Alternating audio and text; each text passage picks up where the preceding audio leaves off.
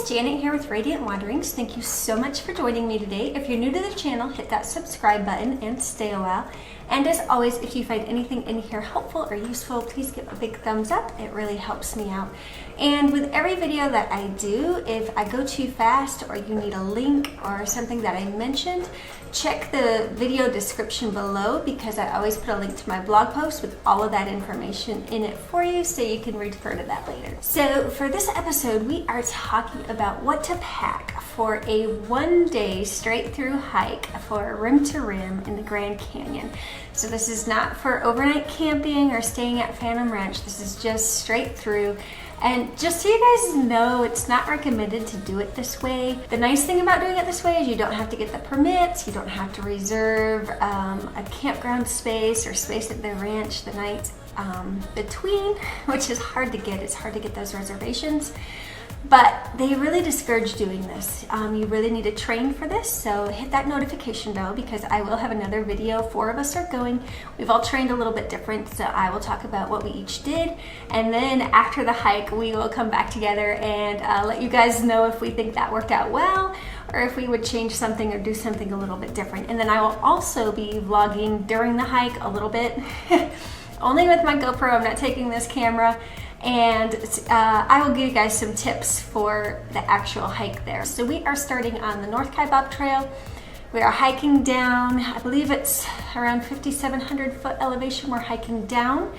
And then we had planned to go up the Bright Angel Trail, although I just got notification today that that may not happen, so we will see. Watch the vlog and you'll find out for sure what we ended up doing, whether we took Bright Angel or South Kaibab up. Okay, so we're gonna start with just clothing, what I'm wearing for this hike. Fortunately, living in Montana and going to Glacier National Park a lot, I already had a lot of this stuff. A couple other people that were going with us had to buy a bunch of this stuff, so it's nice that I already had it. So if you have stuff that you can use, definitely make use of that. All right, so for my top layer, a couple people recommended wearing long sleeves because the Arizona sun is so hot and it protects your skin. And because I'm a redhead and because skin cancer runs in my family, I went ahead with that recommendation, even though I feel like it might be a little hotter. This is like workout type material, and so it's just long sleeve. It's super lightweight. I tried to order some that were like made for sun shirts and had SPF in them, and those were just too heavy. I couldn't do it. But I've never gotten burnt through clothing, so I don't think it has to say that. And this is just kind of that lightweight sport material. And I figure if I get super hot in the bottom, I can just take this off and get it wet and then put it back on. I just have a sport bra underneath it, so that will be easy and light. And I have hiked with this stuff already and made sure that it's incredibly comfortable. So I highly recommend doing that as well. Get your outfit and all your stuff as soon as possible before the hike day, and then try that out as you're training. For the bottoms, I have just some spandex shorts, and then I did this because even though spandex are not my favorite, in the morning when you start, it can be as cold as like 30, 40 degrees.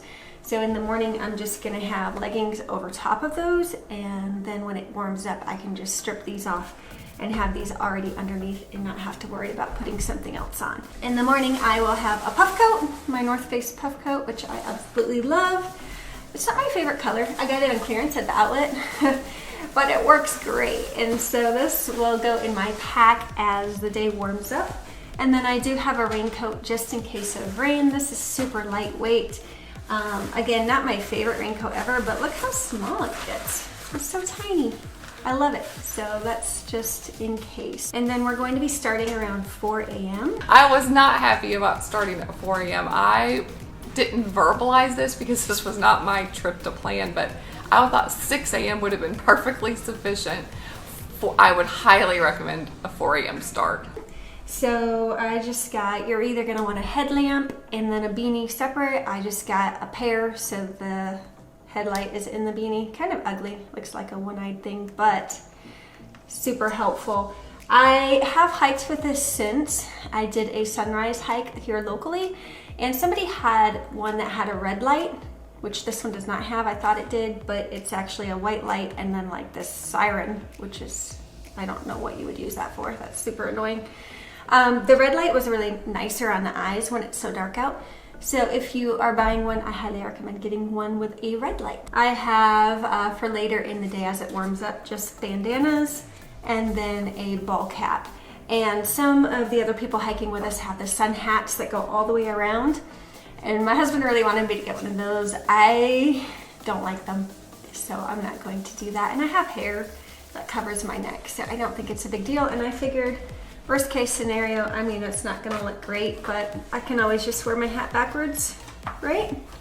If I need to cover my neck partway through the day if it's getting hot. So that's up to you. Figure out what works well for you and what you like and can wear for that long. Sunglasses, although I don't know if I'll need these, given that I have the ball cap. And then this is important. If you wear contacts, don't forget to bring spares, because there's nothing worse than climbing down a canyon when something's gone wrong and you can't see good. So definitely be sure that you bring those if you wear contacts. In the morning, you're definitely going to want gloves. I did the sunrise hike here.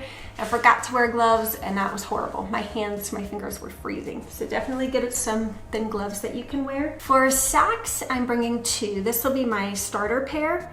These are Smart Wool and they are the PhD run socks. These are Smart Wool also. I had these before, and so I just love the Smart Wool brand, and they're pretty thin. These actually have a little padding here and here and a little tab so that they're not falling down into my shoe. But you definitely want to get your socks well in advance in your shoes and try those out on the hikes, because I had another pair of socks and they actually gave me blisters in my shoes. So me and my sister, we had the same ones, and they were giving us blisters, and we thought it was the shoes, but then figured out that it was actually the socks. So that's a much cheaper fix than his shoes. All right, so tell us about these socks. Okay, so these are the socks that I wore. I switched them halfway, and I switched my shoes actually. It was a huge debate about whether I was gonna take an extra pair of shoes, but my issue was, because I trained on pavement a lot, I wore tennis shoes for a lot of my training, so I was nervous not to have them with me. So I wore my hiking shoes for the first 14 miles with these socks. And then the last 10 miles I switched to these socks, but they're the same. I just put a clean pair on. And they came up to about right here on my shin. And I think I was the most fortunate one to keep a lot of sand out of my shoes and socks, so I don't know if it had anything to do with these, but I didn't get any blisters or sand, and they were super comfortable and not too hot. So what do they say on them? They say up right here, and they say dear my. But you don't know what brand they are? I don't know. They say FM, and that is the information that I get. And then something that is cheap but you definitely would like to have is Body Glide. There are a few different kinds. It looks like a deodorant stick. They have the big size, like full size deodorant stick, and then this tiny one.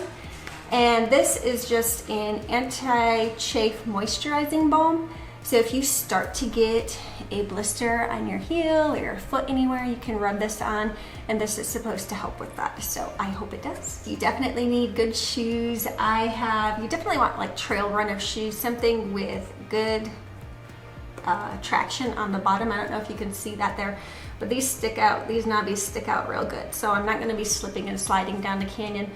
And then this is the Salomon Speed Cross shoe.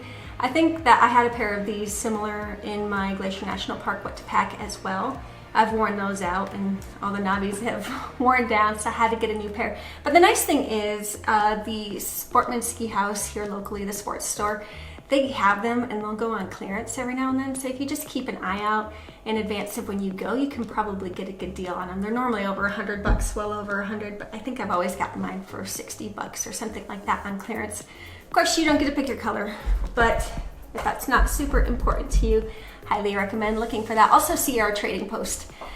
I don't have a deal with them, sadly. I should, but I get a lot of my socks and my shoes and other things from them because it's kind of like a TJ Maxx, but for outdoor gear. And it's online only, but it's great. All right, and then also on my person, I will have hiking sticks. These are nice, they collapse down. This pulls out in two different places. If you don't need them for some reason, you don't want to carry them the whole way, you could shove them in your pack on the side, but I always just carry mine the whole way. It is a little cumbersome when you stop and want to take a drink or take a photo to have these and have to set them down, but they're a lifesaver when you're going down the steep terrain or up. It's really nice to have. This backpack, it's a decent size. I carried my daughter's 30-liter one when I was just practicing hiking around here and training. It's pink and it kind of clashes with my shirt. So I grabbed my husband's. He is gracious enough to let me use his backcountry camping bag. And I think it's about the same size. Well, it says 60. Maybe it's a 60-liter, but that's because this comes way up and I won't need that much space. I will weigh my bag after I pack it and let you guys know how much it weighs. All right, you guys, so I filled the pack and I weighed it, and it comes in around 11 pounds without the water. And I Googled what 2 liters of water weighs, and it says about 4.4. So I'm coming in around 15 to 16 pounds, and that's with everything in it, my puff coat and everything, all the layers I would take off. But that's not including anything that I will have on my person or my walking sticks or my GoPro. So there was a lot of discussion before we went on this hike about what type of pack to take. And the general consensus was for a larger pack with straps around your waist to take some of the weight off your shoulders. But I ended up purchasing just a hydration pack, which is more like a vest that sits over your shoulders and then clips in the front. A lot less space. You kind of have to be minimalist and really pick and choose carefully what you're going to take. I loved it. When I was in Montana, I did try a couple of the other packs and they just felt heavy and cumbersome. In my little pack, I had the bladder on the back. The front had 2 larger pockets and 2 smaller pockets. So I had a water bottle with electrolytes on one side and I had snacks on the other. And then I had a chapstick and a small hand lotion. And hand sanitizer in the front, and then there were 2 extra pockets in the back. One that zipped, which I put 17 small food items in, and then behind the bladder was a pouch with Velcro, which was able to hold in the morning my baseball cap, an extra pair of socks, and then when I switched out, my headlamp and my beanie cap. I think for me the only downside of the hydration pack was there was no place to put my walking poles, and there were probably 10, 12 miles of this hike where I didn't use them at all. So where anybody with a larger pack could collapse theirs and put them in their bag, I ended up having to carry them. So that's a consideration. I also was not allowed to do a puffer coat or long pants or anything extra at the start of the hike. I just opted to do shorts and long ski socks and the beanie cap and then a long sleeve sun shirt. The temperature was fine. It said on the card that it was 27 degrees when we got out, so I thought I was going to be freezing, but between the hiking down and I think just the adrenaline and going down is not my strong suit, and so I was really paying attention to where my next foot would land. I didn't feel cold. Probably my fingertips were the coldest. Oh, I also had a pair of gloves with hand warmers in them. Highly recommend that. But I did fine with the temperature, but I'm more of a cold exerciser than a heat exerciser. So my optimum running temperature is 42 degrees. So I felt like even if I was cold for 2 hours, I would rather have less to carry in the heat than be warm in the beginning. I think it's really important to do the research and see what other people have done. But at the end of the day, you need to know how your body responds to things, how you normally work out, when you normally eat. I bought a bunch of different clothing that was recommended and tried it, and I ended up with what I had started with in my drawer. The same running shorts, the same tank top, and it worked for me. So number one, I would say, aside from what anyone says, you have to be comfortable in what you bring to eat and in what you choose to wear and in the pack. And then you just own it. No whining, you're there, you've chosen, so go with it. All right, so let's move on to food and water. Super important for this hike. They say you should eat something small every 30 minutes. And it's funny because there's so many options of what you could pack. Doing a couple longer hikes around here really helped me find out what I went for when I was really tired or just exhausted or needing to munch, and what I kind of left in my bag. So what I ended up with, you're probably not going to be very impressed with, but one of the things I absolutely loved eating on the hikes were munchies. You know, the little mix, it's got Doritos, Sun Chips, pretzels, and Cheetos in it. Yes. That is what my body really, really wanted to eat. So what I found I would do is eat some of these, like a handful of these, and then I would eat some of my nuts or beef jerky or something that would give me a little more sustenance for the long haul. So I also have, it's actually pork jerky. I like pork jerky better. It's not quite as difficult to chew. And this is the teriyaki flavor. And it was on sale at Costco this week, so perfect. Woohoo! And then some trail mix. This just has almonds, cashews, craisins, yogurt, chips in it. And because it is fall, because we were at the store and my daughter saw candy corn, I was like, oh, I should do the candy corn mix. You do the candy corn and the peanuts, and I do really like that. I really wanted something chocolate, but since it gets so hot, I didn't think that was gonna work out well for my bag with melty chocolate all over. So I ended up getting the cereal, Reese's Puff cereal, and then also not healthy, Nutter Butters, some sort of cookie. Okay, so that's all my unhealthy stuff. And then I got some, you know, workout exercise stuff. But honestly, when I was reading it, they charge you more, but I don't really know if it's any better. I guess time will tell. Like I got this honey ginger waffle, stroop waffle thing. That looks like it was with all of the, you know, energy bars and stuff at the sporting goods store. But when I read it, it doesn't say it has anything special. I mean, calories are energy, so I think they're tricking us, but we'll see. A couple Lara bars. These are really yummy. I like these a lot. Mostly just dates and nuts.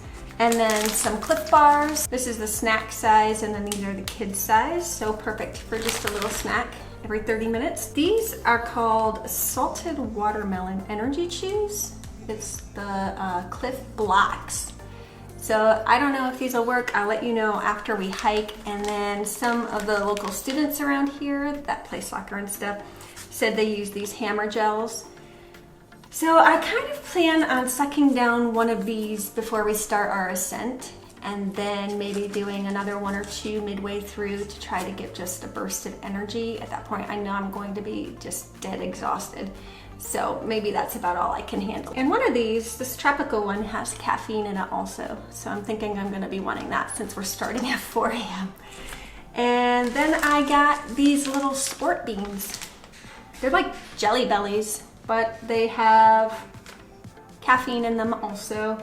And it's just supposed to be a quick energy thing. So that covers it for food. I have some Ziplocs because what I really want, another thing I really liked when I was hiking, is just a plain turkey and cheese sandwich, nothing else on it. No condiments, no veggies, nothing, just plain turkey and cheese. So I'm gonna try to stop at like a sub shop the night before and get a sub that I can take. Obviously I have to eat it kind of earlier on in the day before it warms up, or that's going to be nasty. But the problem is the hotel we originally booked nearby canceled due to COVID, and we had to move, and the new one does not have a microwave, it doesn't have a refrigerator, it doesn't have anything. So we thought if we brought a cooler and some Ziplocs, we could get some ice and just keep it cool the night before our hike, and then throw them in our packs and go from there. So hopefully a turkey sandwich will be with this mix as well. My favorite food items were my honey roasted cashews, which I ate early on because by the end I don't think nuts would have been a good option. And my Gardetto snack mix. It was salty and crunchy and delicious.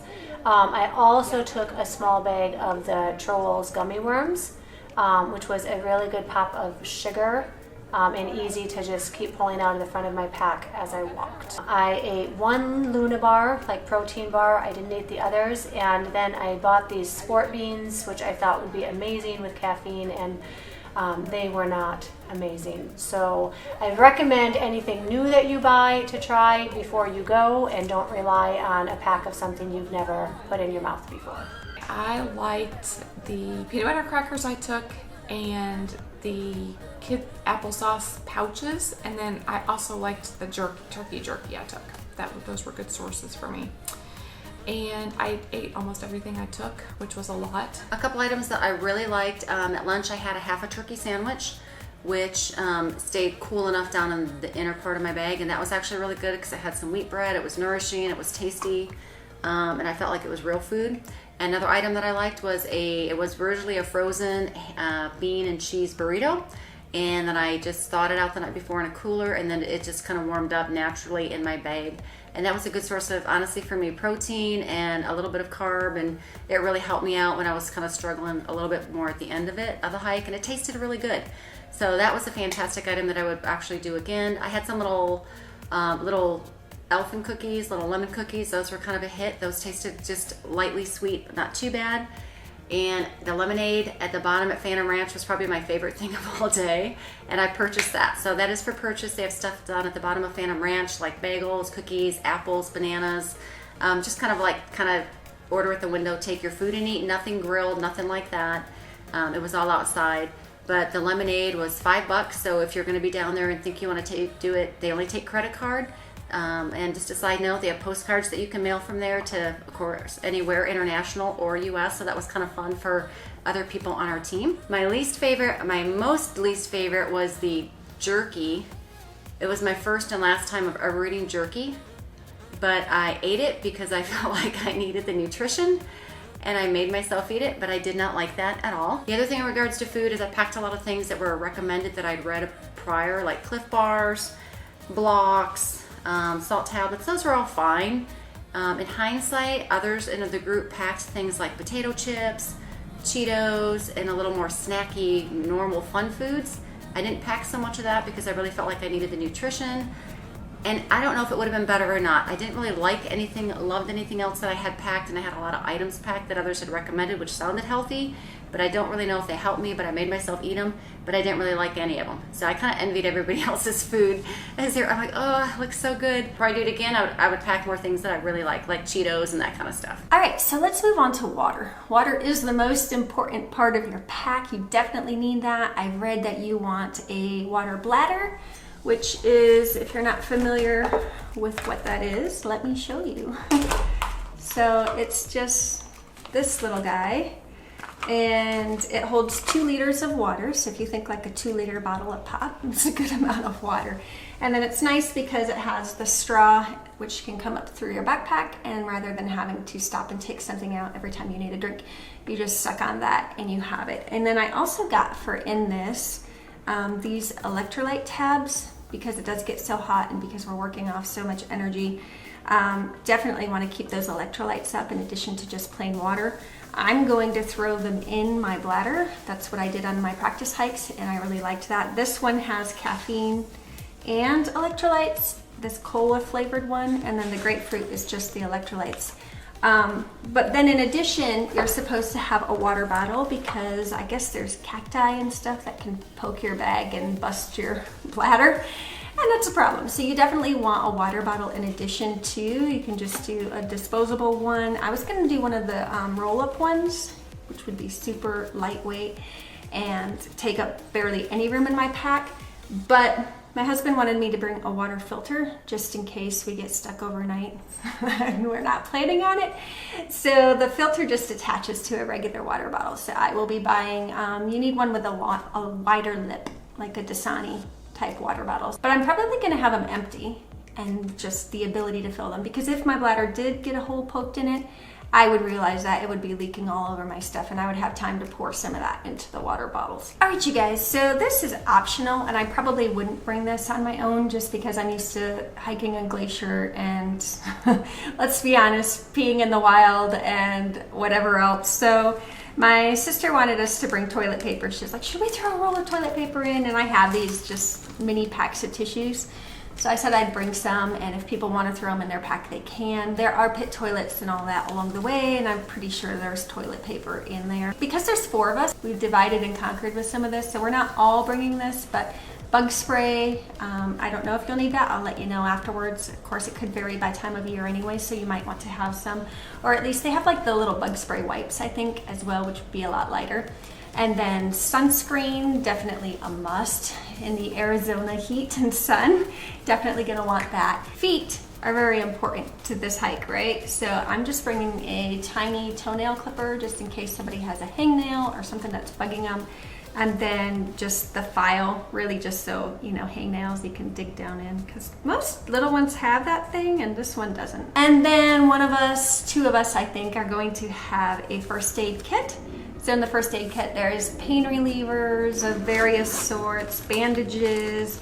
We have an emergency foil rescue blanket, hand warmers, foot warmers. If you don't know what hand warmers are, they're great. You just open them up and you can put them in your gloves or wherever on your body that you need them. And they'll keep you warm. They stay warm. They stay for 5 to 8 hours. With skiing, I feel like it's more like 3 or 4.